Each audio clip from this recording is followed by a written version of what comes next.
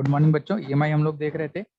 पिछली क्लास में हम लोग देख रहे थे कि जनरेटर, डायनेमो, फिर उसका रिवर्स मोटर, ये कैसे वर्किंग करते हैं। ठीक है, तो हम लोगों ने देखा था कि अगर किसी भी करंट कैरिंग लूप में करंट जाती है, किसी भी लूप में अगर करंट फ्लो करती है और मैग्नेटिक फील्ड है, तो उसके ऊपर टॉर्क आता है M क्रॉस B। तो वहां पर हमने देखा था कि अगर इलेक्ट्रिकल एनर्जी को मैकेनिकल एनर्जी में कन्वर्ट कर पा रहे हैं, किसी भी लूप में करंट फ्लो कर रहा है और उसको मैग्नेटिक फील्ड में रखें, तो M क्रॉस B टॉर्क आता है। इसका मतलब ये हो गया कि इलेक्ट्रिकल एनर्जी को करंट फ्लो कराने से मैकेनिकल एनर्जी में घूमना हम लोग देख सकते हैं। इसी का रिवर्स, अगर हम किसी लूप को मैग्नेटिक फील्ड में रोटेट करें तो क्या उसमें करंट आ सकता है। हम लोग देख चुके हैं कि उसमें करंट आ सकता है, और वो जो करंट आता है induced EMF, Faraday's law, Lenz law, हम लोग ये पढ़ चुके हैं। इसका मतलब ये हो गया कि मैकेनिकल को इलेक्ट्रिकल में कन्वर्ट किया जा सकता है और इलेक्ट्रिकल एनर्जी को मैकेनिकल एनर्जी में कन्वर्ट किया जा सकता है। जब हम मैकेनिकल को इलेक्ट्रिकल में कन्वर्ट करते हैं तो हम बोलते हैं कि वहां पर हम इलेक्ट्रिसिटी जनरेट कर रहे हैं, और जहां पर हम इलेक्ट्रिसिटी के थ्रू किसी चीज को घुमाते हैं, मैकेनिकल में कन्वर्ट करते हैं। हाँ हाँ हाँ, ठीक है, डन डन। चलो, तो हम लोग जो देख रहे थे मैं यहाँ पे लिख देता हूँ। एक हम लोगों ने देखा था जनरेटर, एक हम लोगों ने देखा था जनरेटर। ये जनरेट करता है, यानी ये क्या करेगा, ये जो मैकेनिकल एनर्जी होगी इसको इलेक्ट्रिकल एनर्जी में कन्वर्ट करेगा, मैकेनिकल को इलेक्ट्रिकल में। यहाँ पे अपन देख सकते हैं कि अगर इसको हम लोग मैकेनिकली रोटेट करें तो इसके अंदर फ्लक्स चेंज होगा, उसकी वजह से करंट आएगी, करंट की वजह से इलेक्ट्रिकल एनर्जी, हीट या जो भी यहाँ पर सोर्स है वो पावर गेन करेगा। ये फिर एक हम लोगों ने देखा था कि मोटर, मोटर में हम क्या करते हैं, इलेक्ट्रिकल जो एनर्जी होती है उसको मैकेनिकल एनर्जी में कन्वर्ट करते हैं। दो चीजें हैं जो हम लोगों को यहाँ पर देखनी है। ये वाला डिस्कशन अपन कर चुके थे कि ये किस तरह से वर्क करता है। यहाँ पर जो मेन कंसेप्ट था वो था स्लिप रिंग्स का। तो स्लिप रिंग्स का कंसेप्ट सबको समझ आ गया था, तो ये लिख दो, फिर मैं आगे बढ़ता हूँ। मैंने वीडियो भी भेजा था, तुम लोगों ने वीडियो देख लिया होगा और थोड़ा सा एनसीईआरटी रीड किया होगा तो समझ आ जाना चाहिए था। सब लोग यस लिख दो, तो फिर आगे बढ़ता हूँ मैं।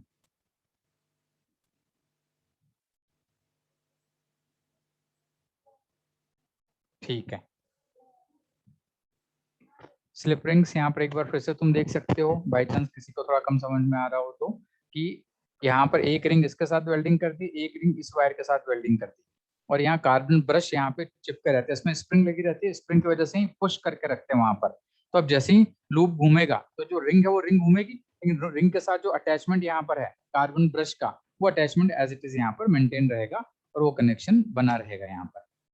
तो यहाँ से इस तरह की जो स्लिप रिंग्स होती हैं, इसके थ्रू जो हमें यहाँ पर आउटपुट मिलता है, जो पावर आउटपुट मिलता है, वो आउटपुट हमें कैसा मिलेगा, वो आउटपुट हमको मिलता है इस टाइप का। इसको हम बोलते हैं एसी आउटपुट।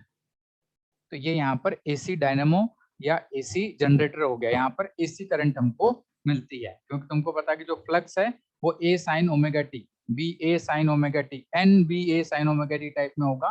तो जो इंड्यूस्ड ईएमएफ आएगा वो कॉस ओमेगा टी टाइप में आएगा, मतलब वो साइनोसॉइडल पैटर्न का यहाँ पर रहेगा। इसको हम बोलते हैं एसी जनरेटर या एसी डायनेमो। अब अगर इसको डीसी करना है तो हमने देखा था कि डीसी करने के लिए हम यहाँ पर स्प्लिट रिंग का एक कॉन्सेप्ट यूज करते हैं। स्प्लिट रिंग यहाँ पर तुम इस वाले डायग्राम में देख सकते हो। यहाँ मत देखो, बस केवल ये डायग्राम देखो। ये स्प्लिट रिंग है, हाफ रिंग ये है और हाफ रिंग ये है, हाफ रिंग ये है, हाफ रिंग ये है। इसको मैं पूरा बना के दिखाता हूँ एक बार, और एक बार बना के दिखाता हूँ। सामने से देखने पर क्या दिखेगा वो देख।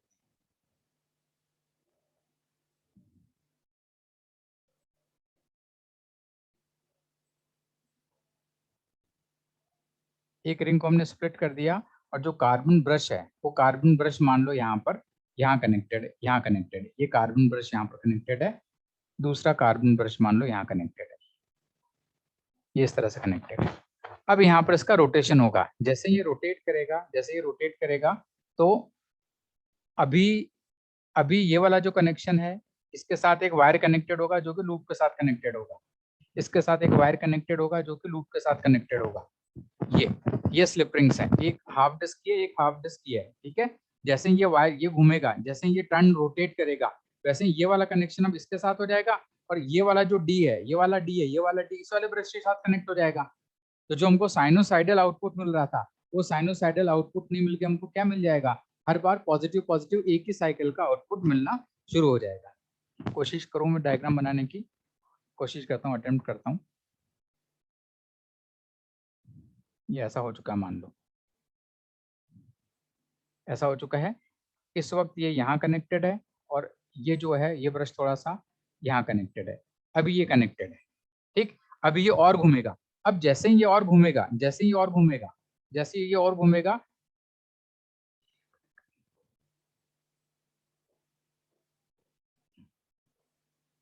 डायग्राम में दिक्कत होती है। ये यहाँ कनेक्टेड है और ये ब्रश यहाँ कनेक्टेड है, ये कार्बन ब्रश हो गया, ये कार्बन ब्रश हो गया और ये ऐसे घुमा रहे हैं। अब जैसे ये घूमेगा वैसे देखो ये वाला कनेक्शन इसके साथ आ जाएगा और ये वाला कनेक्शन इसके साथ हो जाएगा। अगर स्लिप रिंग्स होती तो कनेक्शन जो था इसका लूप का जो कनेक्शन यहाँ पर था वो कनेक्शन वैसा ही रहता। यहाँ पर ये जिससे कनेक्टेड है वही कनेक्शन रहता, ये जिससे कनेक्टेड है वही कनेक्शन रहता। तो इसका जो आउटपुट हमें मिल रहा था वो आउटपुट हमको मिल रहा था एसी टाइप का ये। लेकिन यहाँ पर क्या हो रहा है, जैसे ही इतना पोर्शन होता है उसके बाद हम आउटपुट लेने वाले टर्मिनल्स ही बदल दे रहे हैं। कैसे बदल रहे हैं, ये इस तरह से। अभी ये ए से कनेक्टेड है और ये बी से कनेक्टेड है, जैसे ये रोटेट करेगा अब ये ए से कनेक्टेड हो जाएगा और ये बी से कनेक्टेड हो जाएगा। अभी ये ए से कनेक्टेड है और ये बी से कनेक्टेड है, जैसे ही जरा सा रोटेट होगा ये ए से कनेक्टेड हो जाएगा और ये बी से कनेक्टेड हो जाएगा। तो हर हाफ साइकिल के बाद में कनेक्शंस को हम अल्टरनेट कर दे रहे हैं। कनेक्शंस को अल्टरनेट कर दे रहे हैं, इसका मतलब जो आउटपुट हमें ऐसा मिल रहा था वो आउटपुट ऐसा नहीं मिलकर हमको इस तरह का आउटपुट मिलेगा। ये आउटपुट बोला जाता है डीसी, मतलब एक ही डायरेक्शन यूनि डायरेक्शनल करंट मिल रही है। इसको बोला जाता है एसी, मतलब करंट की डायरेक्शन फ्लक्चुएट कर रही है, कभी इधर जा रही है कभी करंट इधर आ रही है।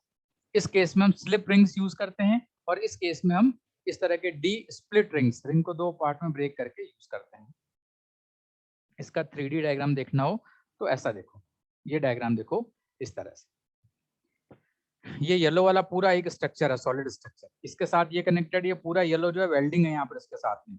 अब जैसे ये घूमेंगे वैसे ही कनेक्शन, ये वाले जो कनेक्शन है ब्रश के वो कनेक्शन कभी इस पे इस वाले डी पे आ जाएगा, कभी इस वाले डी पे आ जाएगा। तो आउटपुट हमेशा हमको एक ही डायरेक्शन में पॉजिटिव पॉजिटिव आउटपुट मिलता रहेगा, ठीक। तो स्प्लिट रिंग ये हो गया, ये सबको समझ आ गया।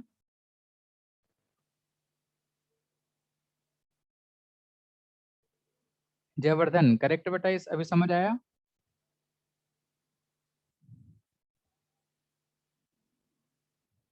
ठीक है, चलो तो जनरेटर अपना हो गया ओवर। इसके बाद हम बात करते हैं, ये देखो ये एसी वोल्टेज इस तरह से जनरेटर है, यहाँ पर मैकेनिकली इसको हम रोटेट करते हैं, जैसे जैसे रोटेट करेंगे फ्लक्स चेंज होगा, स्लिप रिंग्स है, यहाँ पर एसी वोल्टेज हमको आउटपुट मिलता है। यहाँ पर अगर हम डी यूज कर लेंगे, स्प्लिट रिंग्स यूज कर लेंगे तो हमें ये जो दिख रहा है आउटपुट, ऐसा आउटपुट दिख रहा है, ऐसा नहीं मिलके ये आउटपुट हमें ऐसा मिल जाएगा। आगे बढ़ता हूँ, ये अब यहाँ पर उल्टा काम कर रहे हैं, यहाँ पर हम पावर सप्लाई कर रहे हैं, यहाँ पर हम पावर सप्लाई कर रहे हैं और जो पावर सप्लाई कर रहे हैं उसके थ्रू हम यहाँ पर इसका रोटेशन देखने की कोशिश कर रहे हैं। यहाँ पे हम पावर सप्लाई कर रहे हैं, इलेक्ट्रिसिटी सप्लाई कर रहे हैं, उससे हम रोटेशन देख रहे हैं, तो इसको बोला जाता है मोटर। ये है मोटर, ये रोटेट करेगा बेसिकली, ये हो गया मोटर और ये रोटेशन के काम में आएगा। जैसे मिक्सर है, मान लो मिक्सी की मोटर है,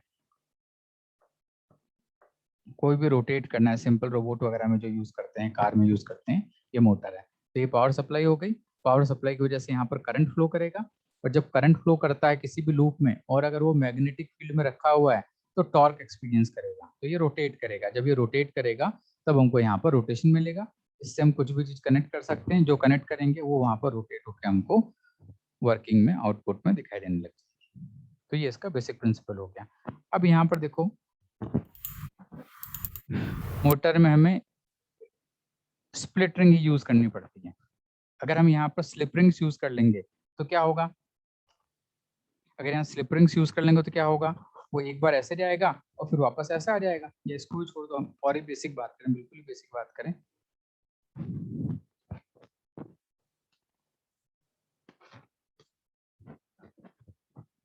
मान लो ये मैग्नेटिक फील्ड है, अलग ही क्वेश्चन करना है। मान लो इस तरह के मैग्नेटिक फील्ड है, ये मैग्नेटिक फील्ड है, ठीक,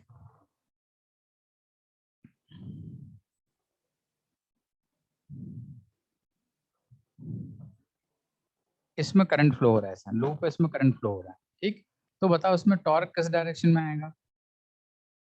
m क्रॉस b, m कैसा आएगा? इनटू द प्लेन, b कैसा है? इनटू द प्लेन, तो m क्रॉस b 0, इसके ऊपर कोई भी टॉर्क नहीं आएगा, इसके ऊपर कोई भी टॉर्क नहीं आएगा। ठीक, इसके ऊपर कोई भी टॉर्क नहीं आ रहा है, नंबर 1। नंबर 2, अब मान लो मैग्नेटिक फील्ड में ऐसे अप्लाई करते हैं, मैग्नेटिक फील्ड में इस तरह की यूनिफॉर्म मैग्नेटिक फील्ड अप्लाई करते हैं, और इस फील्ड में मैंने लूप को रख दिया। अब टॉर्क कैसा आएगा? तो m अंदर हो गया, m cross b, torque downwards आ गया ना, टॉर्क की डायरेक्शन ये आ गई, m क्रॉस b डायरेक्शन इस तरफ आ गई, मतलब ये वाला हिस्सा इस तरफ आएगा और ये वाला हिस्सा अंदर की तरफ जाएगा, ये ऐसे रोटेशन करेगा, ये इस तरह से रोटेट करेगा। समझ आ रहा है? m क्रॉस b, m अंदर है, m को b की तरफ लेके आओ, m क्रॉस b, टॉर्क की डायरेक्शन नीचे आगे, नीचे मतलब ये ऐसे घूमेगा, ये हिस्सा बाहर आएगा, ये हिस्सा अंदर जाएगा, ये m क्रॉस b इस तरह से आएगा। अब होगा क्या ये बताओ, अब क्या होगा? अगर करंट की डायरेक्शन एक की तरफ इसी तरह से मेंटेन रहेगी, करंट की डायरेक्शन इसी तरह से मेंटेन रहेगी, तो क्या होगा?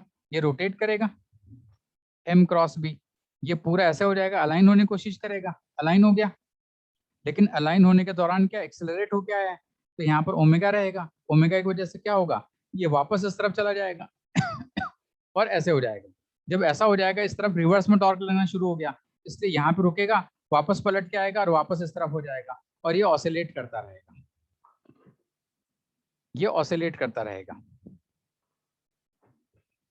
इसको और सिंपल वर्ड्स में देखो तो मान लो मैग्नेटिक फील्ड इस तरफ है, ठीक, और मैग्नेटिक डाइपोल मोमेंट मान लो ऐसा है, मैग्नेटिक डाइपोल मोमेंट मान लो किसी एंगल पर थोड़ी देर के लिए, तो m क्रॉस b टॉर्क इधर आएगा ना, तो ये डाइपोल इस तरफ आएगा, जितना एंगल यहाँ पर थीटा पे होगा ना, उतना एंगल थीटा पे यहाँ पर आएगा m, और ये ऑसिलेट करता रहेगा, ये पूरा ऑसिलेट करता रहेगा इस तरह से। ये फिलहाल मैग्नेटिक फील्ड इस तरफ है और डाइपोल मोमेंट जो है वो 90 डिग्री पे इस तरफ है, ऊपर से देखूं तो ऐसा डायग्राम दिखेगा, ये m है और ये b है, तो m पूरा घूम के आएगा, m पूरा घूम के आएगा, 180 हो जाएगा और वापस घूम के इस तरफ आ जाएगा, तो यहाँ पर ये 180 डिग्री का इसका ऑसिलेशन चलता रहेगा, ये ऑसिलेट करता रहेगा।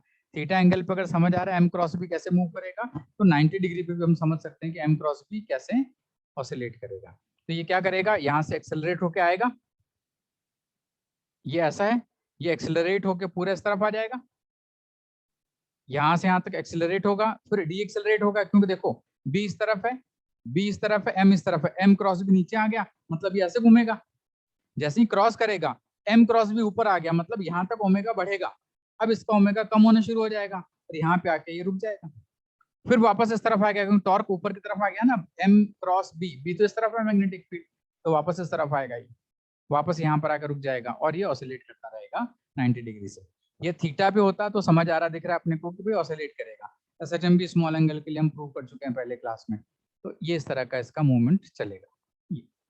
तो अगर करंट एक ही डायरेक्शन में फ्लो करती रहेगी तो उस केस में ये ऑसिलेट करेगा, करंट अगर एक ही डायरेक्शन में फ्लो करती रहेगी तो ये ऑसिलेट करेगा। अब मोटर का मतलब क्या होता है कि हमें लगातार एक ही डायरेक्शन में इसको घुमाना है, लगातार एक ही डायरेक्शन में घुमाना है, नहीं तो क्या होगा, तेज चलेगा रुक जाएगा, वापस तेज चलेगा रुक जाएगा, इस तरह से मूवमेंट होगा, जबकि हम तो चाहते हैं कि एक ही डायरेक्शन में ये घूमता रहे, एक ही डायरेक्शन में घूमता रहे। इसके लिए हम क्या करें, इसके लिए हम कर सकते हैं कि जैसे ही यहाँ पर, जैसे ही एक्सेलरेट होके आता है यहाँ पर, अगर अब इसमें करंट की डायरेक्शन रिवर्स कर दें तो टॉर्क फिर आगे से आगे मिल जाएगा ना उसको। थोड़ा सोचो इस बात को,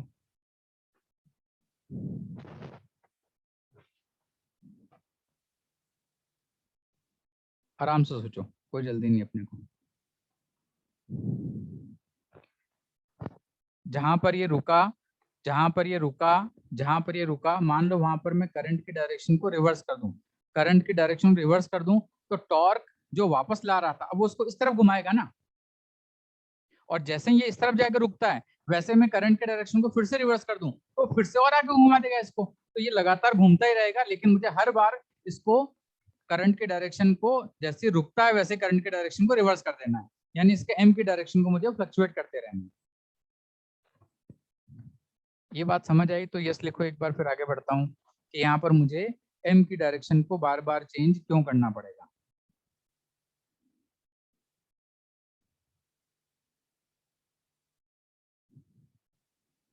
अगर मैं करंट की डायरेक्शन को रिवर्स नहीं करूंगा तो एक पॉइंट पे आके ऑसिलेट करना शुरू कर देगा, और अगर जहां पर रुकता वहीं पर मैं करंट की डायरेक्शन को रिवर्स कर दूं तो ये टॉर्क वापस आगे की तरफ बढ़ा देगा इसको।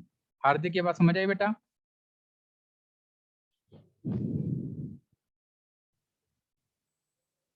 ठीक। अब ये करने के लिए क्या करते हैं उस चीज को हम यहाँ पर देखने की कोशिश करते हैं। ये देखो ये डायग्राम, ये मेरे पास बैटरी है, इस बैटरी से करंट फ्लो कर रहा है, करंट फ्लो ऐसे कर रहा है। जब करंट फ्लो ऐसे कर रहा है तो इसके ऊपर फोर्स इधर आएगा, इसके ऊपर फोर्स इधर आएगा, और इसके ऊपर टॉर्क लगेगा इस तरफ, तो ये ऐसे रोटेट करना शुरू कर देगा। अब ध्यान से देखो, इस टॉर्क की वजह से घूमेगा, और घूम के जैसे ही ये यहाँ पे पलट के आएगा, जैसे ही घूम के वापस पलट के आएगा, अगर मैं करंट की डायरेक्शन को चेंज नहीं करूं तो ये पलट के आएगा और वापस ऐसे हो जाएगा। लेकिन जैसे ही यहाँ पर आएगा वैसे ही करंट की डायरेक्शन ऑटोमेटिक यहाँ पे रिवर्स हो जाएगी। करंट की डायरेक्शन रिवर्स होने की वजह से टॉर्क वापस इसी डायरेक्शन में हो जाएगा, टॉर्क का रिवर्सल नहीं होगा, टॉर्क वापस सेम डायरेक्शन में हम कंटिन्यू कर रहे हैं, जिस वजह से ये कंटिन्यूसली आर्मेचर घूमता ही रहेगा। ये मोटर की वर्किंग होती है। मोटर की वर्किंग में सबसे खास बात है कि यहाँ पर स्लिप रिंग्स नहीं यूज करेंगे, यहाँ पर हम ये स्प्लिट रिंग्स यूज करेंगे। आराम से देखो, कोई जल्दी नहीं है। वैसे इसका वीडियो मैंने भेज दिया था, वहां पर एनिमेशन भी दिखाया था, डायग्राम भी देख सकते हो यहाँ पर क्या हो रहा है। इस फोर्स की वजह से, इस फोर्स की वजह से ये घूमेगा, और ये घूम के जैसे ही यहाँ पर ये आएगा वैसे ही यहाँ पर इसकी डायरेक्शन रिवर्स हो जाएगी। रिवर्स डायरेक्शन की वजह से फिर से वापस एक्सेलरेशन मिल जाएगा टॉर्क का, तो टॉर्क यहाँ पर कंटिन्यूसली एक्सेलरेट करेगा। जो टॉर्क का काम है वो डी एक्सेलरेट करने का नहीं हो पाएगा। आराम से देखो, कोई जल्दी नहीं है। खुद से थोड़ा विजुअलाइज करने की कोशिश करोगे तो अच्छा रहेगा, अदरवाइज अपने नोट्स में लिखा है 3-4 क्वेश्चन इसके ऊपर बनते हैं, वो याद कर लेंगे तो वहां से क्वेश्चन तो सारे हो ही जाएंगे। 1 मिनट आंखें बंद करके विजुअलाइज करो, फिर आगे बढ़ते हैं।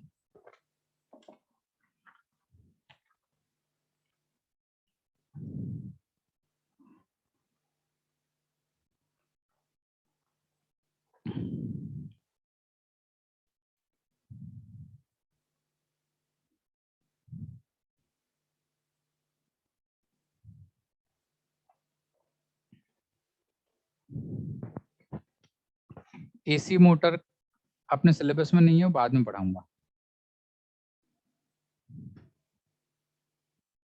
है ना। एसी मोटर अपने सिलेबस में नहीं है, फिर भी उसको हल्का सा बता दूंगा कैसे काम करता है। अभी कल डीसी मोटर देखो।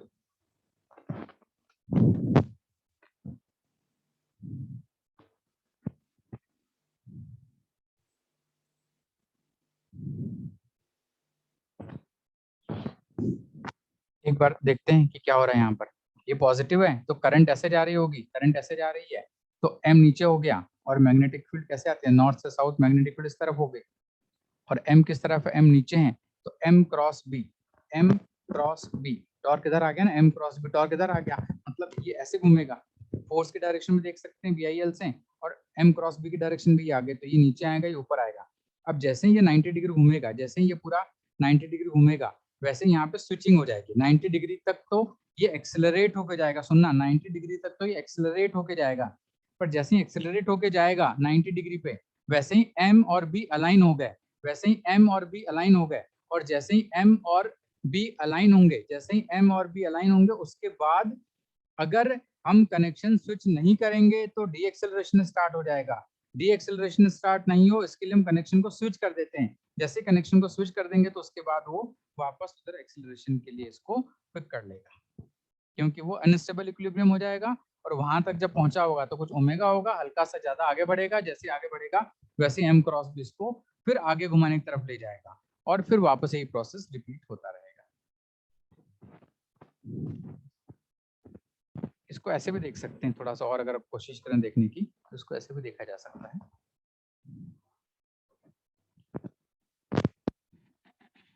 मैं कोशिश कर रहा हूँ, ऐसे ट्राई कर रहा हूँ इसको। ये एम है मान लो, और ये बी है, ये बी है, और एम डाउनवर्ड्स है। इसी डायग्राम को देखने की कोशिश करते हैं अपन।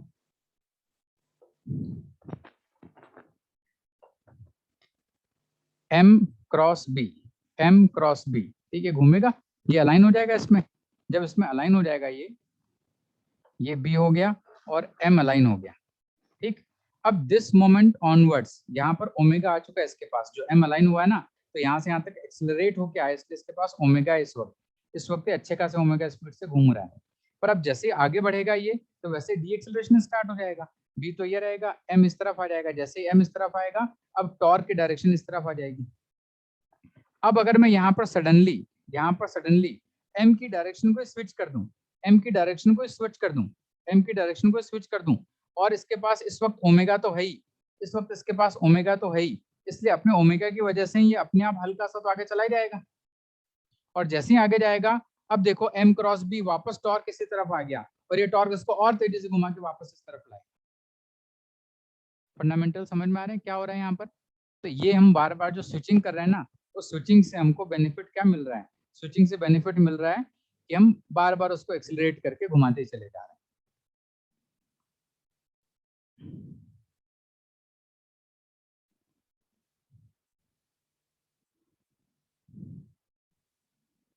ठीक, तो स्प्लिट रिंग्स क्यों यूज करते हैं, ये बात समझ आनी चाहिए कि एक यूनिडायरेक्शनल एक की तरफ और बार बार घुमाने के लिए हमको स्प्लिट रिंग्स यूज करते हैं, क्योंकि एम की डायरेक्शन को फ्लक्चुएट करना है, तो एम की डायरेक्शन फ्लक्चुएट करने का तरीका होता है स्प्लिट रिंग्स। दो पार्ट है, ये वाला पोर्शन इसके कनेक्शन में आ जाएगा, ये इसके कनेक्शन में आ जाएगा, और वहां पर करंट की डायरेक्शन रिवर्स हो जाएगी, मतलब एम की डायरेक्शन वहां पर रिवर्स हो जाएगी। ये प्रोसेस होता है मोटर का, जो मोटर की वर्किंग होती है वो हम इस तरह से यहाँ पर डिफाइन करते हैं। भाई मोटर क्लियर होगी सबको, कैसे काम करेगी? हाँ सुजल, बाकी भी लॉसेस आ जाते हैं बेटा, सारी चीजें कंसिडर की जाएंगी, तो और भी चीजें होती हैं इसके अंदर। फिलहाल हमको केवल बेसिक कंसेप्ट ही बताया कि इस तरह से चीजें हो रही हैं, है ना, बाकी डिटेल में भी नहीं जा रहा हूँ मैं।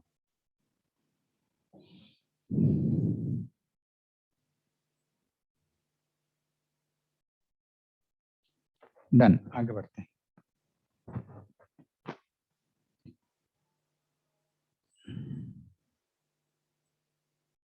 चलो, तो अपन ने यहाँ पर क्या देख लिया, एक बार देख लो। जनरेटर देख लिया, एसी एंड डीसी दोनों देख लिए। ठीक, इसमें खास बात क्या होती है, इसमें स्लिप रिंग्स होती हैं और डीसी के लिए स्प्लिट रिंग्स होती हैं। इसका जो आउटपुट दिखता है हमको, वो आउटपुट कभी प्लस कभी माइनस दिखता है, इसका आउटपुट प्लस। डीसी का मतलब फिक्स वैल्यू नहीं, इसमें भी दिखेगा तो साइनोसाइडल, लेकिन सारा पॉजिटिव एक ही डायरेक्शन में दिखेगा। फिर हमने देखा मोटर, जो मोटर है उसमें स्प्लिट रिंग्स यूज करते हैं अपन, और ये डीसी मोटर हमने देखी है। एसी मोटर अपने सिलेबस में नहीं है, फिर भी इसकी वर्किंग में तुम्हें थोड़ी सी वीडियो के थ्रू दे दूंगा, वो वीडियो पढ़ लेना, तो वो चाहो तो पढ़ो जानकारी के लिए, बाकी जरूरत नहीं है, ये अपने सिलेबस में ये अपने पढ़ लिया कि क्या होता है। अगली हेडिंग लिखो, एडी करंट्स। अगली हेडिंग लिखो, एडी करंट्स। एडी करंट्स क्या होती हैं ये लिखो। देखो एक एक्सपेरिमेंट करते हैं अपन।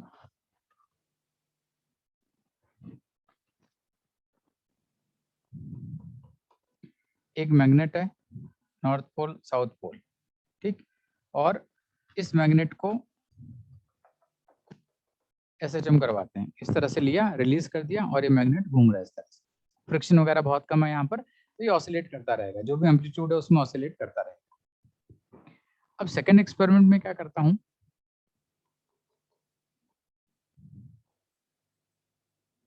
वही मैग्नेट लिया और इससे थोड़ी डिस्टेंस पे एक मेटेलिक रिंग मैंने रख दी, एक मेटेलिक रिंग मैंने रख दी यहाँ, और इसको उसी तरह से ऑसिलेट किया। तो मैं देखता हूं कि हल्का सा वेरी स्मॉल इफेक्ट आता है, पर ये डैम्प करने लगता है, इसकी डैम्पिंग शुरू हो जाती है। छोटा सा इफेक्ट आता है और ये डैम्प करना स्टार्ट कर देता है। डैम्पिंग क्यों होगा, सबको ही पता है कि भाई एक मैग्नेट के पास में अगर ये आएगा तो फ्लक्स चेंज होगा, तो इंड्यूस्ड डीएमएफ आएगा। इंड्यूस्ड डीएमएफ ऐसा आएगा कि इसको रिपल करेगा, इसको रिपल करने की वजह से यहाँ पर इसकी जो ऑसिलेशन है वो धीमे धीमे कम होने लग जाएंगे। चेंज का अपोज करेगा, तो ये स्लो हो जाएगा, हल्की डैम्पिंग हो जाएगी। जबरदस्त मैं ग्रुप पे डालता हूँ, अभी इस पे फोकस करो। अब एक और एक्सपेरिमेंट करते हैं। अगला एक्सपेरिमेंट ये अपन जो करते हैं, ये एक्सपेरिमेंट ये होता है कि मैग्नेट को यहाँ पर मैंने हैंग किया इस तरह से, नॉर्थ पोल साउथ पोल, और यहाँ पर एक मैंने प्लेट रख दी, रिंग नहीं है ये प्लेट है, यहाँ तो ये रिंग रखी थी, यहाँ प्लेट रखी, और उसको उसी तरह से मैंने यहाँ पे लाके रिलीज किया। तो मैंने देखा कि ये हाईली डैम्प्ड मोशन हो जाता है इसका, हाईली डैम्प्ड मोशन हो गया। मतलब यहाँ तो जैसे मान लो ये लगातार ऑसिलेट कर रहा था, इस वाले में तो कंटिन्यूसली ऑसिलेट कर रहा था, यहाँ पे धीमे धीमे कम हो रहा था, यहाँ पर तो ये जल्दी से कम हो गया। जो प्लेट है वो यहाँ पर क्या कर रही है, या रिंग यहाँ पर क्या कर रही है, ये हमको विजुलाइज करना है। रिंग क्या करेगी ये बात हमको पता ही है कि जब ये पास में आएगा तो रिंग इसको रिपेल करेगी, जब दूर जाएगा तो रिंग इसको पास में लाने की कोशिश करेगी।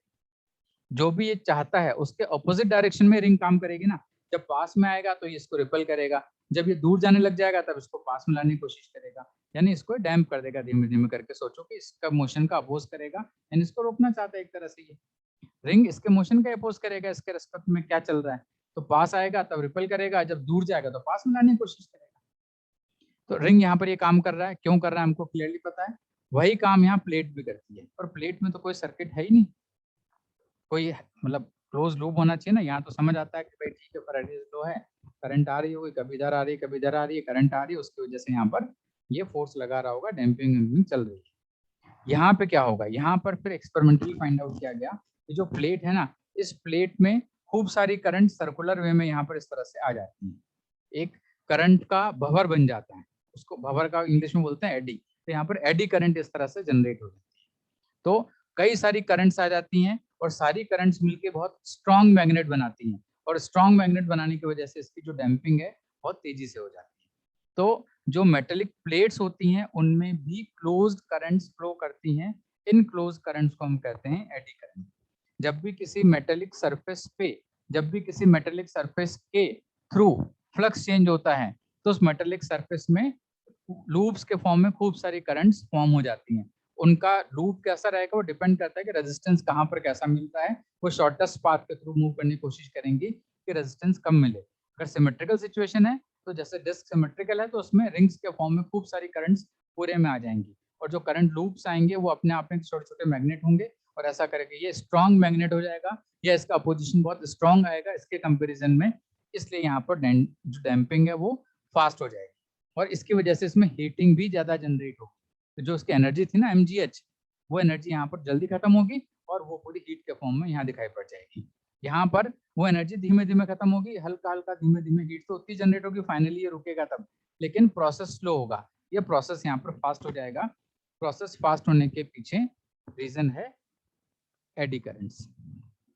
तो एडी करंट्स क्या हो गई, एडी करंट्स हो गई कि जब भी किसी भी मेटेलिक सरफेस के थ्रू फ्लक्स चेंज होगा तो उस सरफेस के ऊपर क्लोज्ड पाथ में करंट्स का आना इज कॉल्ड एडी करंट्स, और आने का रीजन होता है Lenz law, Faraday's law, change in flux. Eddy currents को लिख लो, या तुम्हारे मॉड्यूल में भी लिखा हुआ है, वहां से भी तुम उसको देख के लिख सकते हो कि एडी करंट्स के लिए उन्होंने क्या लिखा है।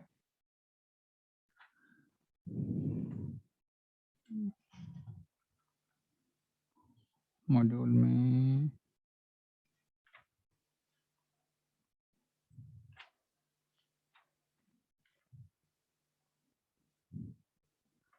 में देखना भाई, कहीं मिल जाएगा एडी करंट्स लिखा हुआ है, तो मॉड्यूल से भी इसको तुम देख के नोट डाउन कर सकते। मॉड्यूल में सबसे लास्ट में लिखा हुआ है, सबसे लास्ट में लिखा है एडी करंट लॉसेस करके, पेज नंबर 126, पेज नंबर 126, यहाँ पे एडी करंट का एक छोटा सा दे रखा है, वो एक बार उसको वर्कआउट कर लेंगे।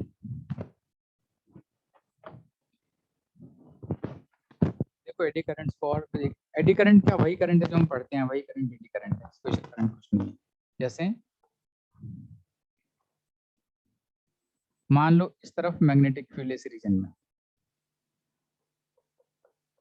और एक करंट लूप है ये, इस लूप को मैं, इस लूप को यहाँ पर, यहाँ पे लाके हैंग करके यहाँ से रिलीज करूं, ये अंदर आएगा बाहर आएगा, इस तरह से इसका मूवमेंट होगा, इस तरह से इसका मूवमेंट होगा। ये मैग्नेटिक फील्ड के लिए इतने हिस्से में, तो मैग्नेटिक फील्ड में आएगा बाहर निकलेगा वापस आएगा। तो इसके अंदर जो है इंड्यूस्ड ईएमएफ आएगा ना, क्यों आएगा? सबको ही पता है कि जब ये मैग्नेटिक फील्ड के अंदर जाएगा, जब ये मैग्नेटिक फील्ड के अंदर जाएगा तो फ्लक्स चेंज होगा, उस फ्लक्स चेंज की वजह से यहाँ पर करंट आएगी। करंट की डायरेक्शन क्या आएगी? अंदर की तरफ लाइनें बढ़ रही हैं तो खुद की लाइनें बाहर की तरफ लेके आएगा, तो करंट की डायरेक्शन ये आएगी।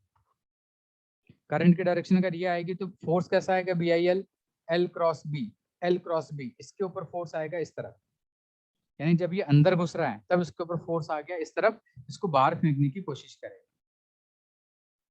और जब ये बाहर निकल रहा होगा ना तब फोर्स आएगा उस तरफ, ये अपन पहले क्लास में कर चुके हैं भाई। इस वक्त इस तरफ जा रहा है तो फोर्स इस तरफ आएगा, जब ये बाहर निकल रहा होगा यहाँ से तब इसके ऊपर फोर्स इस तरफ आएगा।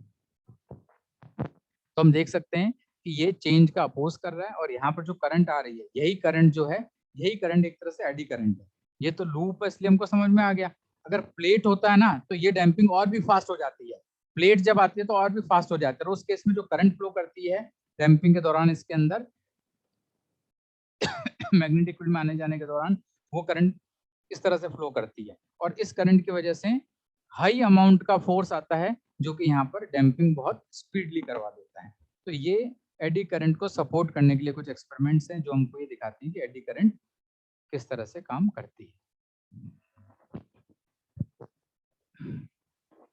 एडी करंट के एप्लीकेशंस, डैम्पिंग वाले एप्लीकेशंस हो गए, फिर व्हील वगैरह में इसको लगाते हैं। हम ट्रेन को रोकना होता है तो वहाँ पर एडी करंट सप्लाई कर देते हैं, तो व्हील की जो स्पीड होती है उसको हम स्लो डाउन कर देते हैं कई बार। उसको स्लो डाउन कैसे करते हैं, चलो वो मैं अलग से लिख दूंगा, अपने कोर्स की बात नहीं है, वो एक्स्ट्रा इन्फॉर्मेशन रहेगी, वो बाद में बता दूंगा। तो होमवर्क लिखो, एनसीईआरटी से एडी करंट पढ़ना, एडी करंट के एप्लीकेशंस पढ़ना, मॉड्यूल से एडी करंट पढ़ना, मॉड्यूल से एडी करंट के एप्लीकेशंस को रीड आउट करना।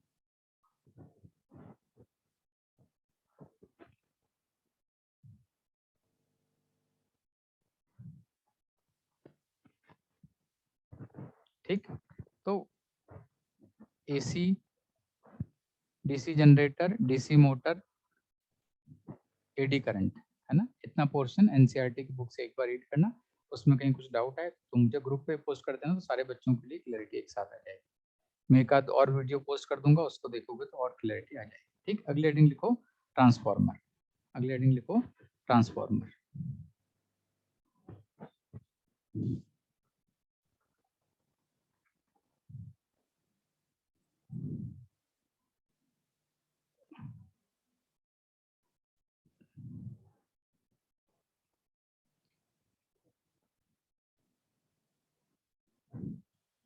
देखो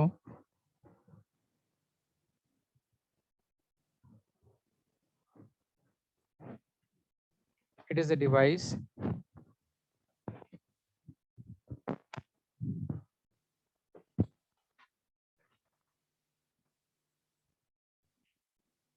used to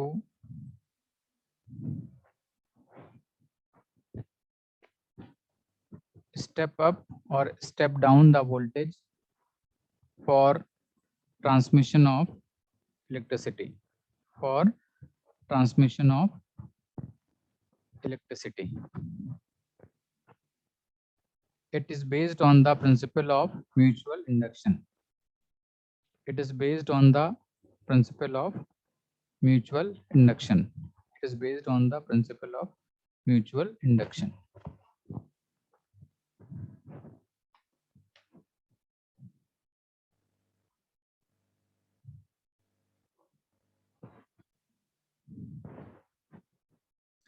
बेसिकली जो ट्रांसफार्मर है, डिवाइस है, ये हमको वोल्टेज अप या डाउन करने के काम में आता है। किसका वोल्टेज अप डाउन करने के काम में आता है वो भी अपन देखते हैं, और इसका जो बेसिक प्रिंसिपल है वो है म्यूचुअल इंडक्शन के बेसिस पे ये काम करता है। देखो इसमें क्या होता है, इसमें एक ये कॉइल है, एक कॉइल यहाँ पर है, कॉइल का मतलब सिंपली कॉपर वायरिंग, और ये सॉफ्ट आयरन है, इंसुलेटेड सॉफ्ट आयरन है, इस तरह से ये अरेंजमेंट अपने पास है।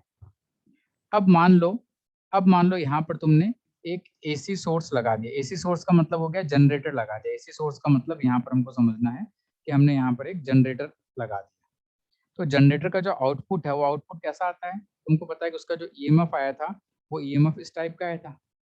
तो इस तरह का यहाँ पर एक एसी सोर्स लगा दिया या जनरेटर लगा दिया जो कि इलेक्ट्रिसिटी जनरेट कर रहा है, जो कि यहाँ पर इलेक्ट्रिसिटी जनरेट कर रहा है। ये इलेक्ट्रिसिटी यहाँ पर इस तरह से ये करंट यहाँ पर फ्लो कर रही है। ये जो करंट फ्लो कर रही है इस करंट की वजह से मैग्नेटिक फील्ड आएगी ना, इसकी वजह से मैग्नेटिक फील्ड यहाँ पर आएगी और ये सॉफ्ट आयरन जो रहता है वो इसको चैनलाइज कर देता है मैग्नेटिक फील्ड को प्रॉपरली इस तरह से। ये मैग्नेटिक फील्ड और भी लाइंस आएगी यहाँ पर, ये मैग्नेटिक फील्ड इस तरह से आएगी और ये इसको पूरा इस तरह से चैनलाइज कर देगा। तो मैग्नेटिक फील्ड यहाँ पर इस तरह से फ्लो कर। खास बात ये रहेगी कि हम आइडियल ट्रांसफार्मर मान रहे हैं। आइडियल ट्रांसफार्मर का मतलब हो गया कि जितनी भी लाइनें यहाँ से पास करेगी इस क्रॉस सेक्शन से उतनी लाइनें यहाँ से पास करेगी, मतलब flux through cross section is same, यानी हम फ्लक्स का कोई भी लॉस नहीं मान रहे हैं। जो फ्लक्स इसके थ्रू जा रहा है वही लाइनें इसके थ्रू पास कर रही हैं, ऐसा हम मान रहे हैं। जो फ्लक्स इसके थ्रू पास कर रहा है वही फ्लक्स यहाँ पर इसके थ्रू पास कर रहा है, ऐसा अपन यहाँ पर मान रहे हैं। तो फ्लक्स थ्रू क्रॉस सेक्शन हम सेम मान रहे हैं, इस तरह का अरेंजमेंट हो गया। अब देखो कि यहाँ पर एसी सोर्स मतलब करंट कभी इस तरफ जाएगा, कभी करंट इस तरफ आएगा, कभी करंट इस तरफ जाएगा, कभी करंट इस तरफ जाएगा, और करंट भी टाइम के साथ चेंज करेगा। क्योंकि तुमको पता है जो जनरेटर है उसकी इक्वेशन क्या आती है, उसकी इक्वेशन तुम सबको पता है कि मैग्नेटिक फील्ड मान लो बी है, मैग्नेटिक फील्ड बी है और इसको हम एरिया ए मान लें, नंबर ऑफ टर्न्स मान लो इसके एन मान लें, तो तुमको पता है कि एन बी ए साइन या कॉस ओमेगा टी टाइप का कुछ यहाँ पर एक्सप्रेशन आने वाला है। कुछ इस तरह का यहाँ पर फ्लक्स के लिए आंसर आएगा और उसको डिफरेंशिएट कर देंगे तो N B omega A cos omega T, इस टाइप का ईएमएफ यहाँ पर आने वाला है। ये फ्लक्स आएगा इस तरह का यहाँ पर ईएमएफ आएगा। ये बात हम सबको पहले ही पता है कि इस तरह से कुछ जनरेटर का आउटपुट आता है। तो यहाँ पर इस तरह से कुछ इसका आउटपुट आ रहा है। इसका मतलब क्या होगा, करंट भी यहाँ पर कॉस ओमेगा टी या साइन ओमेगा टी टाइप में वेरी करेगी। तो एक तो करंट की वैल्यू भी कम ज्यादा होगी और डायरेक्शन भी रिवर्स करेगी। मतलब जो भी लाइनें इसमें पास करेगी वो लाइनें इसके थ्रू भी पास करेंगी, और इसमें जो लाइनें पास कर रही हैं टाइम के साथ उनकी डायरेक्शन और उनकी वैल्यू भी चेंज हो रही है। मतलब ये वाला जो यहाँ पर लूप है, ये वाली जो रिंग मान लो एक तरह से, इस रिंग में फ्लक्स चेंज हो रहा है ना, और इस रिंग में अगर फ्लक्स चेंज होगा तो इसके एंड्स के अक्रॉस एक बैटरी बन जाएगी, एक ईएमएफ यहाँ पर हमको मिलने लग जाएगा।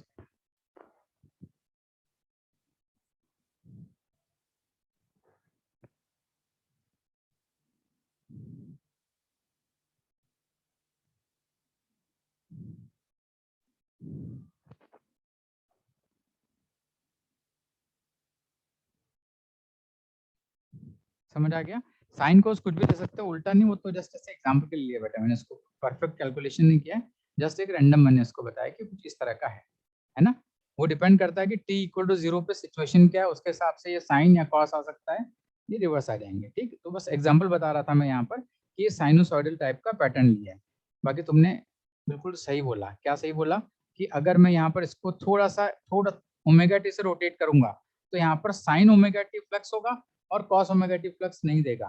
तो फ्लक्स में आना चाहिए, अगर ये वाला डायग्राम मान लूँ t इक्वल टू 0 पे डायग्राम मान लूँ मैं, t इक्वल टू 0 पे डायग्राम मान लूँ, तो फ्लक्स का आंसर मेरे पास आना चाहिए, फ्लक्स का आंसर आएगा मेरे पास एन बी ए। इस वक्त कितना फ्लक्स है, 0 है, और अगर मैं इसको ओमेगा टी से रोटेट कर दूं तो कॉस ओमेगा टी यहाँ पर रिस्पॉन्सिबल होगा फ्लक्स के लिए। ठीक है, और जो ईएमएफ आएगा वो आएगा N B A sine omega T. ठीक, मैं साइन कॉस के उसमें नहीं जा रहा था, मैं जस्ट ऐसे बता रहा था कि ये साइन और कॉस एक ही बात होती है, प्लस माइनस पाई बाय 2 करके सबको आपस में कन्वर्ट कर सकते हैं। सो चल, ये पॉइंट क्लियर हुआ ना भाई? ये बात सबको समझ आई ना? कई बार ऐसा भी क्वेश्चन आ जाता है कि डायग्राम ये दे दें कि t इक्वल टू 0 पे ये डायग्राम है, t इक्वल टू 0 पे ये डायग्राम है, और इसके बाद इसको हम इस तरह से ओमेगा से रोटेट करना शुरू करते हैं, तो बताओ ईएमएफ का एक्सप्रेशन क्या आएगा? तो ये साइन आएगा, ये हमको ध्यान होना चाहिए। पर बाई चांस ये ऐसे होता, मैग्नेटिक फील्ड ऐसे होती, t इक्वल टू 0 पे ये डायग्राम होता, फिर तुमसे बोलते कि अब इसको ओमेगा से रोटेट करना शुरू कर रहे हैं, तो अब यहाँ से अगर ओमेगा से रोटेट करना शुरू करोगे तो कॉस ओमेगा टी और साइन ओमेगा टी, उस केस में कॉस ओमेगा टी फ्लक्स के लिए कंट्रीब्यूट करेगा, और यहाँ कॉस आएगा, साइन ओमेगा टी कंट्रीब्यूट करेगा। ये ऐसा है एरिया। अभी फुल फ्लक्स है, उसके बाद मान लो मैंने इसको थीटा से रोटेट कर दिया, थीटा से रोटेट कर दिया, तो इस तरफ एंगल आएगा 90 माइनस थीटा, इस तरफ आ गया थीटा, तो कॉस थीटा इधर आ गया, साइन थीटा इधर आ गया। ये क्लियर हुआ क्या?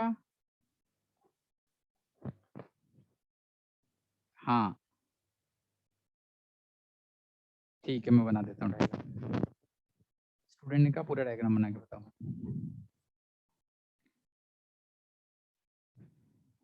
एरिया वेक्टर इस तरफ है, इस वक्त जो फ्लक्स आएगा वो फ्लक्स आएगा जब दोनों सेम ही डायरेक्शन में, एरिया भी इस तरफ है, मतलब ये वाली सिचुएशन ले रहा हूँ कि एरिया फुल यहाँ पर है ऐसा, और उस केस में अगर इसको मैं थीटा से रोटेट कर दूं यहाँ पर, तो मेरे पास इस तरफ का एंगल आ जाएगा 90 माइनस थीटा, तो ये कॉस थीटा इधर आएगा, साइन थीटा इधर आएगा, तो फ्लक्स में कॉस थीटा आ जाएगा। ये ऐसा कर दूं मैं कि एरिया वेक्टर जो है ये ऐसा है और मैग्नेटिक फील्ड ऐसे हैं, एरिया यहाँ पर थीटा से आ जाएगा, तो कॉस थीटा में फ्लक्स नहीं आएगा, साइन थीटा में फ्लक्स आएगा। ठीक, तो sine theta cos theta depend करता है कि सिचुएशन हम क्या ले रहे हैं।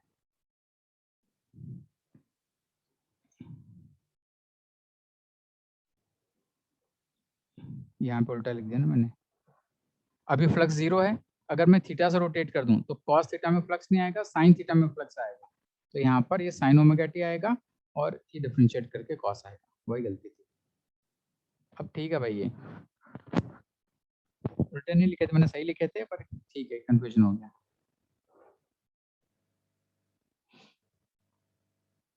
सुजल अभी समझ आए ना बेटा? पहले मैंने सही लिखा था, तुमने बोला तो मैं भी कंफ्यूज कर गया।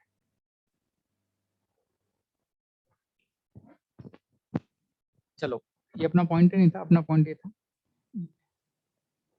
अब हम ये बोल रहे हैं कि यहाँ पर जो सोर्स है वो फ्लक्चुएट करेगा, तो उसमें करंट फ्लक्चुएट करेगी, तो इसकी मैग्नेटिक फील्ड फ्लक्चुएट करेगी, तो इसका फ्लक्स फ्लक्चुएट करेगा, इसका फ्लक्स फ्लक्चुएट करेगा, तो यहाँ पे जो ईएमएफ मिलेगा वो फ्लक्चुएट करेगा।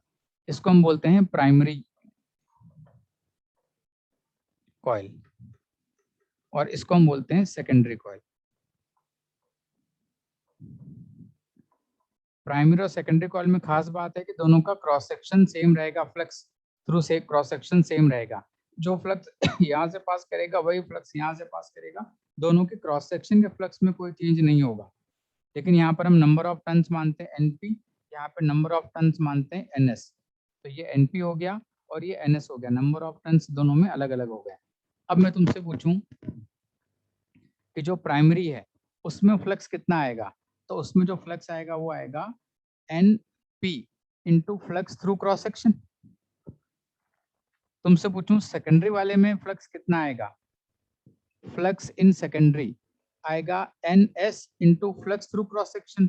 दोनों के क्रॉस सेक्शन का फ्लक्स तो सेम रहेगा, क्योंकि नंबर ऑफ लाइंस जो यहाँ से जा रही हैं वही नंबर ऑफ लाइंस यहाँ से जा रही हैं, तो जो फ्लक्स थ्रू क्रॉस सेक्शन है वो सेम रहेगा, पर नेट फ्लक्स थ्रू कॉइल्स अलग अलग हो जाएगा। इसी को मैं आगे एक्सटेंड कर दूं, तुमसे पूछूं ईएमएफ इन प्राइमरी कितना है, तो ये आंसर आ जाएगा magnet minus N P D phi through cross section by D T. EMF in secondary कितना जनरेट होगा, ये आएगा minus N S D phi through cross section by D T. इन दोनों को डिवाइड कर दूं तो यहाँ से मैं बोल सकता हूँ प्राइमरी में ईएमएफ अपॉन सेकेंडरी में EMF equal to N primary upon N secondary. ये मेरे पास एक रिलेशन आ गया, यानी सेकेंडरी में जो ईएमएफ आएगा वो कितना आएगा, वो आएगा N secondary upon number of turns in primary into EMF in the primary. तो मैंने अप्लाई ये किया और दूसरे वाले एंड पे मुझे यहाँ पर सेकेंडरी में यहाँ पर मुझे दूसरे वाले एंड पे ईएमएफ इतना मिल गया। तो ईएमएफ को मैं कम भी कर सकता हूँ और ज्यादा भी कर सकता हूँ, एनएस और एनपी पर डिपेंड करेगा कि आउटपुट ईएमएफ मुझे क्या लेना है। अगर मान लो मैं एनएस को ज्यादा कर दूं, N S greater than N P कर दूं, तो उस केस में मैं बोलूंगा कि E S greater than E P है, या एन एस को कम कर दूं एन पी से, तो डायरेक्ट रिलेशन है यहाँ पर कि जो ई एस है लेस देन ई पी है।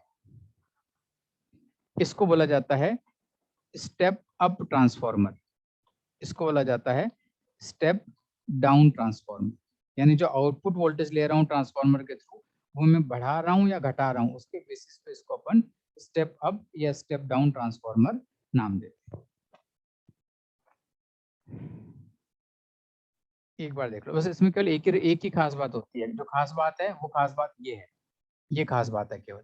बाकी सारे पॉइंट्स तो लिख के याद कर लेंगे, पर ये कंसेप्चुअल पॉइंट केवल ये है कि जो सॉफ्ट आयरन कोर होती है वो फ्लक्स को चैनलाइज कर देती है through primary and secondary coil, और फ्लक्स हर एक रिंग में इक्वल आएगा, हर एक क्रॉस सेक्शन के थ्रू फ्लक्स सेम आएगा, लेकिन नंबर ऑफ टर्न्स अलग अलग करके नेट में फ्लक्स हमको अलग अलग मिलता है, उसकी वजह से ईएमएफ भी अलग अलग मिल जाता है।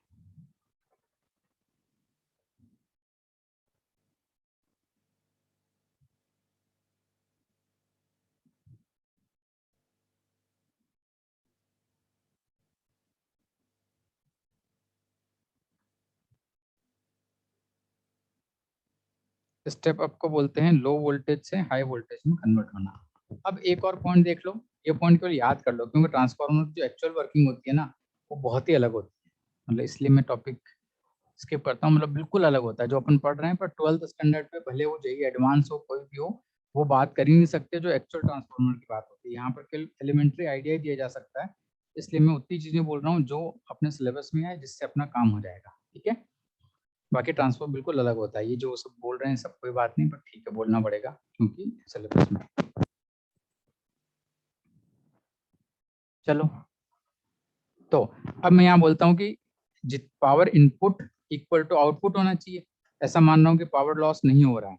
इनपुट क्या हो जाएगा? इनपुट हो जाएगा E primary into current in primary. Output क्या हो जाएगा? E secondary into current in secondary. तो यहाँ से मैं बोल सकता हूँ E primary upon E secondary is equal to I secondary upon I primary is equal to EP upon E S. यहाँ से हम लिख सकते हैं एनपी अपॉन एन एस। ये मेरे पास एक रिलेशन हो गया। अगर पावर लॉस नहीं हो रही है तो इस तरह से हम ये रिलेशन देख सकते हैं।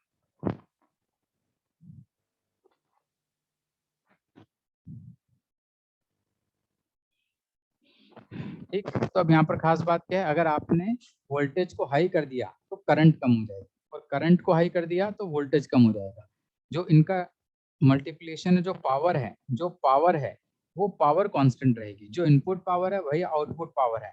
तो इनपुट और आउटपुट पावर सेम रख रहे हैं, लेकिन वोल्टेज हाई कर सकते हैं, वोल्टेज लो कर सकते हैं, करंट हाई कर सकते हैं, करंट लो कर सकते हैं। नाम होता है स्टेप अप, वो वोल्टेज के करस्पॉन्डिंग चलेगा। स्टेप डाउन वो वोल्टेज के करस्पॉन्डिंग चलेगा। स्टेप अप में वोल्टेज हाई होता है लेकिन करंट बाहर हमें कम मिलती है। स्टेप डाउन में वोल्टेज लो हो जाता है पर करंट हाई हो जाती है। दोनों का प्रोडक्ट कांस्टेंट रहता है, power input equal to power output रहता है। तो एनर्जी कंजर्वेशन होल्ड करते हुए हम इस तरह से step up step down transformer use कर लेते हैं। हमने यहाँ पर माना है कि किसी भी तरह की एनर्जी लॉस नहीं हो रही है। ठीक है, नो एनर्जी लॉस कंसिडर करके हम इन चीजों को यहाँ पर लिख रहे हैं।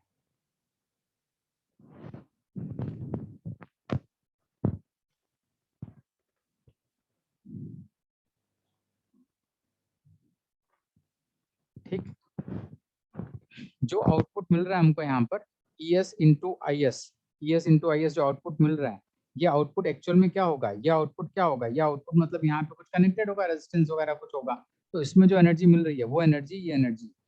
और यहाँ पर जो जनरेटर में हम काम कर रहे हैं, हम जनरेटर में यहाँ पर उसको घुमा रहे हैं बार बार।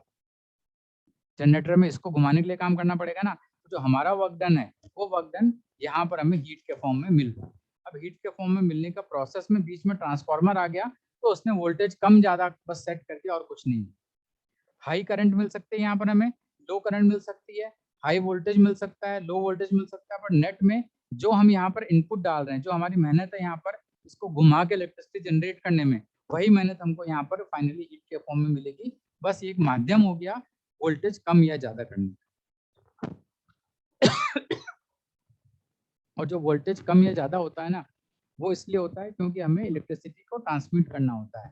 ट्रांसमिट करने के लिए हम कोशिश करते हैं कि हम उसको लो करंट पे ट्रांसमिट करें, हाई वोल्टेज पे इलेक्ट्रिसिटी को ट्रांसमिट करें। क्योंकि जो इलेक्ट्रिसिटी की लाइन होती है, उसका रेजिस्टेंस होता है, और उसमें जो भी करंट होगी आई स्क्वायर इंटू आर उसमें लॉस होगा। अब अगर करंट को हम कम कर दें तो आई स्क्वायर इंटू आर लॉस कम हो जाएगा।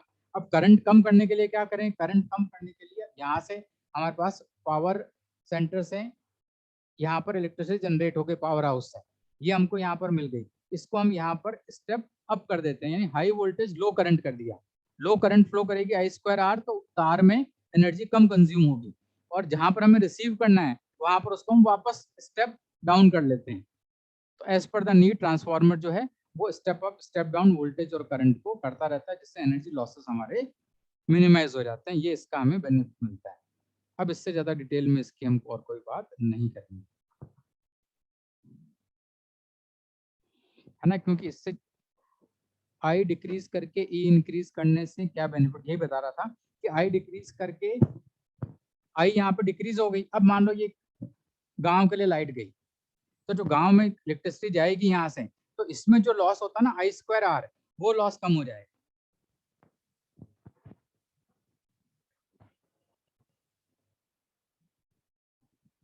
हार्दिक, ठीक है। अब इसमें बहुत सारी बातें आती हैं, पर एक रफ ये समझ सकते हो कि ये वाला ऐसा है। और देख लो भाई,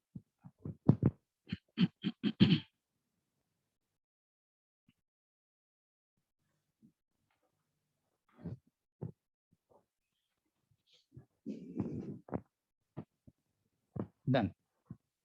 तो स्टेप अप या स्टेप डाउन करने का हमारा जो मेन बेनिफिट होता है वो ट्रांसमिशन के लिए होता है, कि जब हमें ट्रांसमिशन करना होता है तो हमें यहाँ पर लो करंट की आवश्यकता होती है।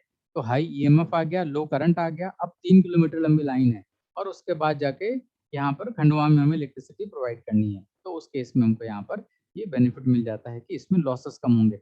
सोच के देखो, ये करंट अगर हाफ हो गई तो लॉस एकदम से 4 गुना कम हो गया ना, तो वो लॉसेस को सेव करने के लिए ट्रांसफार्मर आता है। लेकिन अब वहीं पर घर में यूज करना है तो वापस वहां पर हमको स्टेप डाउन करना पड़ता है, क्योंकि हमें वहां पर उसका कंजम्पशन हाई चाहिए। तो ट्रांसफार्मर जो है वो इंटर कन्वर्ट करने के काम में आ जाता है। जयवर्धन, ये केवल और केवल यहाँ देखो, केवल इतने से हिस्से को देखो, केवल इसको देखो, ये एक तरह से एक बीच की मैकेनिज्म हो गई। तुम क्या डाल रहे हो और क्या लोगे। यहाँ पर जो इनपुट है और जो आउटपुट है वो पावर सेम है। यहाँ पर लो वोल्टेज हाई करंट है, तो यहाँ हाई वोल्टेज लो करंट मिलेगी तुम्हें। अब ये जो एनर्जी मिली ना, ये जहां जहां तुम कुछ लगाओगे, जो भी यूज करोगे इसको अप्लायंसेस, उसमें वो एनर्जी कंज्यूम होगी।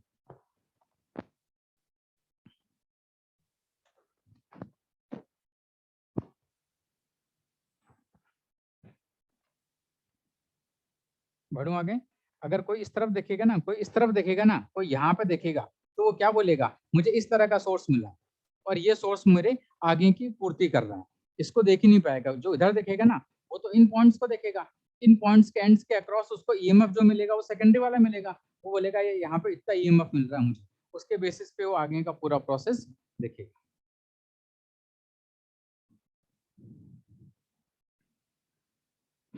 चलो, बस इसमें इतनी बात करो, बाकी याद करने का ज़्यादा, इसके अंदर तुम याद कर लेना। लिखो पेज नंबर 124 125, इस पे जो भी कुछ लिखा हुआ है 126, तो ये पूरा बेटा रट्टा मार लेना ढंग से, हर एक चीज़ तुम्हें याद करनी है। बस पेज नंबर 122 से स्टार्ट करो। In fact page number 122, page number 126, page number 122, page number 126, यहाँ तक जो भी कुछ आता है कोशिश करो समझने की। 70-80% समझ में आएगा, जो नहीं समझ में आता उसको पूरा प्रॉपरली याद कर लेना। मैंने कोशिश कर ली, थोड़ा बहुत कुछ और बता सकता हूँ बता दिया। ट्रांजिस्टर्स तो बिल्कुल बाद में पढ़ाए जाएंगे बेटा, सेमीकंडक्टर में ना, ये अभी नहीं पढ़ाए जाएंगे।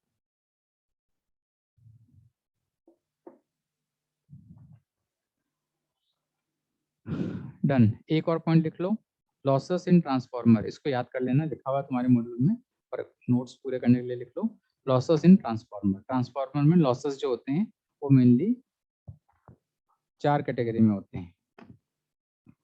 एक फ्लक्स लॉस होता है, एक आयरन लॉस या एडी करंट लॉस, एक कॉपर लॉस, एक वाइब्रेशन या साउंड या हमिंग लॉस। वाइब्रेशन, साउंड या हमिंग लॉस, ये तीनों एक ही वर्ड के लिए यूज करते हैं। और हिस्टेरेसिस लॉस।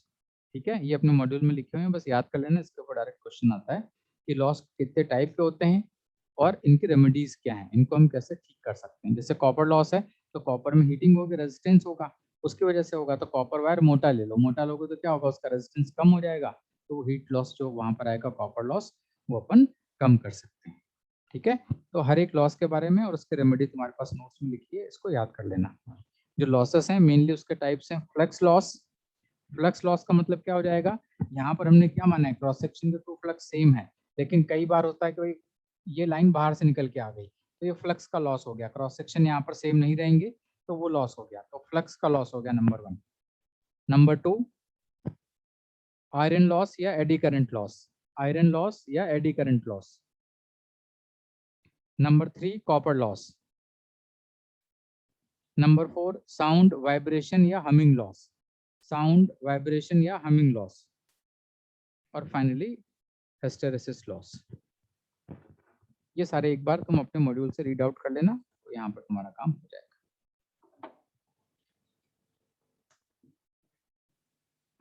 चलो भाई, तो इसमें एक दो वीडियो में और डाल दूंगा, उसको देख लेना तो तुमको पूरी बात समझ आ जाएगी, क्योंकि ये वाला पोर्शन जनरली मैं ट्रांसफार्मर स्पेशली मैं स्किप करता हूँ, पढ़ाता नहीं हूँ। मैंने कोशिश करी पढ़ाने की, ईमानदारी से बता रहा हूँ। तो जितना समझ आएगा उतनी बार ठीक है, नहीं तो याद कर लेना, नहीं तो मैं कुछ और वीडियोस डालूंगा, उससे तुम्हें क्लैरिटी आ जाएगी। क्योंकि ट्रांसफार्मर इटसेल्फ मुझे पसंद नहीं है, क्योंकि एक्चुअल क्या होता है और पढ़ाते क्या, इसमें बहुत गैप है। उस गैप की वजह से मेरे मन में कन्फ्यूजन रहता है बोलते वक्त, और जब कॉन्फिडेंस नहीं रहता बोलने में तो फिर पढ़ाने में उतना मजा नहीं आता है। ये इसकी खास बात है। ठीक है, पर अपना काम इससे हो जाएगा। साउंड वाइब्रेशन या हमिंग लॉस बोलते हैं इसको। मॉड्यूल में सब लिखा हुआ है, सारी चीजें लिखी हुई है, मॉड्यूल अपने को ढंग से पूरा याद कर लेना है। ठीक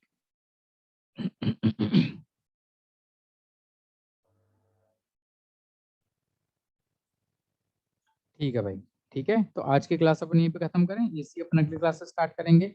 अपना ईएमआई वाला पूरा टॉपिक, पूरा पोर्शन कंप्लीट हो गया, इसके अंदर इंस्ट्रूमेंट भी हो गए और ये सब भी हो गया। अच्छा, एक और एडी करंट के एप्लीकेशंस लिख लो, ये भी होमवर्क तुम्हारा। Application of eddy currents, application of eddy currents.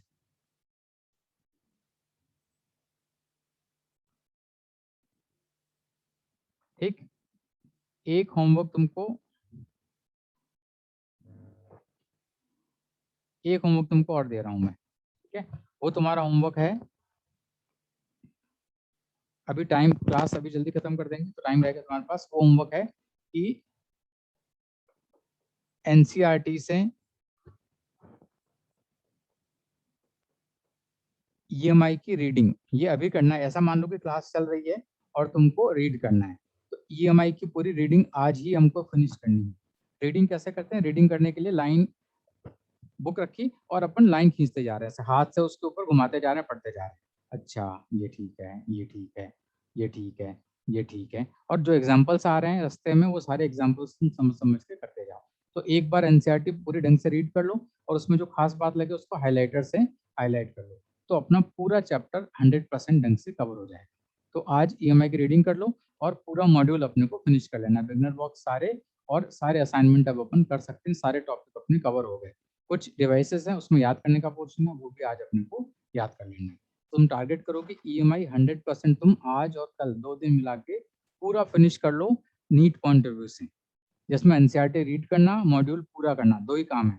इतना करने के बाद में तुम 10 साल के 15 साल के एआईपीएमटी नीट के पेपर्स उठाओ चैप्टर वाइज, और वो सारे क्वेश्चन करो, और वो सारे क्वेश्चन ही बनने चाहिए, उसमें गलत एक भी क्वेश्चन नहीं होना चाहिए, ये हमको टारगेट करने की आवश्यकता है। ठीक है, तो इस तरह से करो।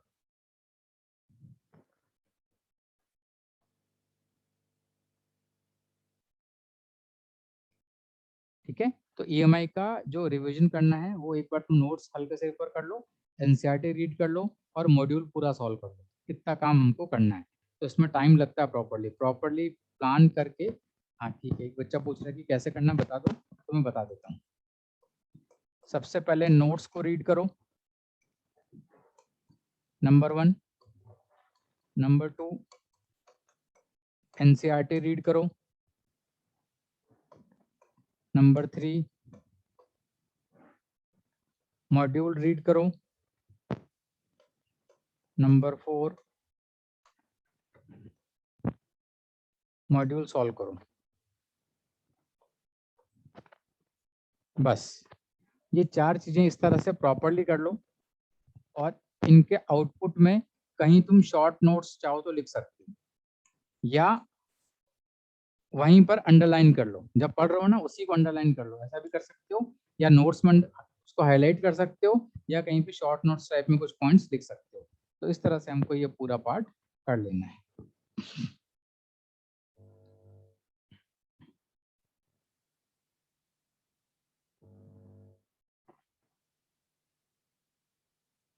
हाँ ना, एक पढ़ लो बेटा, वो स्पेशल नहीं, सिंपल है, डायरेक्ट है ना। जब तुम रीड करोगे ना एनसीईआरटी मॉड्यूल, तो हो सकता है तुम्हें कुछ छोटा मोटा टॉपिक ऐसा दिखेगा जो तुम्हें सेल्फ रीड करना पड़े, तो उसको तुम सेल्फ रीड भी कर सकते हो। अब तुम्हें सारी चीज आती है, जब सारी चीज आती है तो हम कुछ उससे हल्का सा खुद से पढ़ेंगे तो अपना कंसेप्ट क्लैरिटी और बढ़ जाएगी। तो इतना काम अब अपने को पूरा ढंग से कर लेना है। इसमें कुछ डाउट हो तो पूछो। मूविंग रॉड इन अर्थ फील्ड वाले केसेस खुद से पढ़ना है, बिल्कुल खुद से पढ़ लो।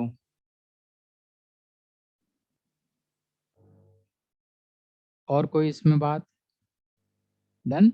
चलो क्लास स्लो कर दी, आज अपन ने कुछ पढ़ा नहीं, ट्रांसफॉर्मर पढ़ा बेसिकली एक, और इसके अलावा कुछ पढ़ा नहीं है। तो क्लास आज अपनी रिलैक्स गई है, मतलब तुम्हें एक्स्ट्रा होमवर्क कुछ भी नहीं मिल रहा है। तो अभी घर पे जाओ, घर पे जाके जितना काम दिया है ये पूरा करके ईएमआई को ऐसा कर लो कि ईएमआई तुम्हारा for NEET full and final हो जाए। एक चैप्टर कम से कम ये हो जाए कि भाई कल नीट ले लो इसके ऊपर, तो हमारा टॉपिक कवर्ड है। इस लेवल पे टॉपिक हमारा खत्म होना चाहिए, जैसे चैप्टर खत्म होता है ना वैसे ही पूरा खत्म होना चाहिए। डन। चलो फिर बाद में अगली क्लास में मिलते हैं। आज की क्लास को यहीं पे एंड करते हैं। मुझे बच्चों ने बोला था कि थोड़ा टाइम चाहिए, इसलिए मैंने और स्लो कर दिया, नहीं तो मैं इसी पढ़ा देता था। बस 3-4 रिक्वेस्ट आई थी कि सर थोड़ा स्लो कर दो, इसलिए मैंने इसको और स्लो कर दिया। ठीक है, फिर मिलते हैं, बाय।